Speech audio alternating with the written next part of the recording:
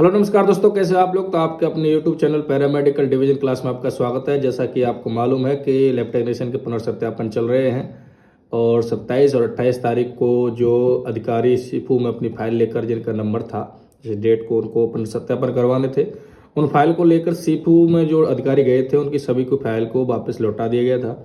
वो चाहे आपके RHS मेडिकल कॉलेज की हो, चाहे भीलवाड़ा मेडिकल कॉलेज की हो, अलवर की हो, जोधपुर की हो, किसी भी मेडिकल कॉलेज के जो अधिकारी फाइल लेकर सीफू में गए थे सबको वापस कर दिया गया था। अब जो अभ्यर्थी हैं वो ये पूछ रहे हैं कि कारण क्या रहा है। तो कारण मेन यही था कि जो अधिकारियों को आदेशित किया गया कि जिन जिन डॉक्यूमेंट को लेकर उनको पहुंचना है उनमें सभी की फाइल में एक दो डॉक्यूमेंट की कमियां थी।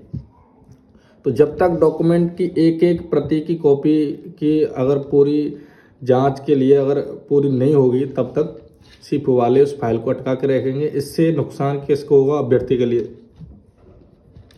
तो किसी भी अगर जायज अभ्यर्थी है इसको नुकसान हो, इससे बेहतर है कि अधिकारी को आदेशित करके फाइल को पूरा कंप्लीट करवाया जाए और फाइल पूरी तरीके से लेके जाया जाए। अगर अभ्यर्थी ने किसी भी NGO RMRS के थ्रू अगर काम किया है तो वो वाजिब सी बात है उसकी DDO की कट की जो कॉपी है वो भी होगी, बैंक स्टेटमेंट की कॉपी भी होगी, जॉइनिंग लेटर भी अधिकारी बना के देंगे। वो सारे काम होंगे अगर अभ्यर्थी ने काम किया है। अगर काम ही नहीं किया है तो किसी भी प्रकार से आपका एक्सपीरियंस सर्टिफिकेट नहीं बन सकता। कई अभ्यर्थियों का ये इल्जाम है कि कईयों के एक्सपीरियंस सर्टिफिकेट फर्जी तरीके से बने। तो अगर फर्जी तरीके से बने हैं तो एक दो डॉक्यूमेंट ऐसे हैं जो किसी भी प्रकार से नहीं बनाए जा सकते। अगर वो उपस्थित सीफू में नहीं हो पाएंगे तो उसकी फाइल फिर साइड में ही हो जाएगी, फाइल रद्द ही होगी। उसमें किसी प्रकार से अधिकारी पैसे का भी लेन देन करके उसको क्लियर नहीं करवा सकते। तो इस चीज़ से तो आप फ्री रहें। अगर LT में अगर 200, 250, 300 की तादाद में अगर फर्जी आप एक्सपीरियंस सर्टिफिकेट बता रहे हो और ऐसा हो, मुझे लगता नहीं है कि अगर ऐसा हो, अगर आपको ऐसा लगता भी है तो मैं गारंटी के साथ कहता हूँ कि एक भी फर्जी एक्सपीरियंस सर्टिफिकेट सीफू के अंदर वेरीफाई नहीं होगा। अधिकारी बहुत अच्छी तरीके से एक के डॉक्यूमेंट की जांच कर रहे हैं। अगर किसी भी एक भी डॉक्यूमेंट में अगर कमी आती है तो फाइल को साइड में रख ही रहे हैं। अब बात यह है कि 28 तारीख तक का समय दिया गया था LT के पुनर्सत्यापन का, लेकिन आज तारीख हो चुकी है 29। आज भी सीफू इतना काम नहीं किया और कल की तो छुट्टी थी। अगले दिन फिर 1 तारीख को शीतलाष्टमी की छुट्टी है, तो बीच में, और कल संडे है, बीच में अगर 3-4 दिन की छुट्टियां पड़ जाती हैं तो इससे सीफू का जो काम है वो थोड़ा डाउन पर है।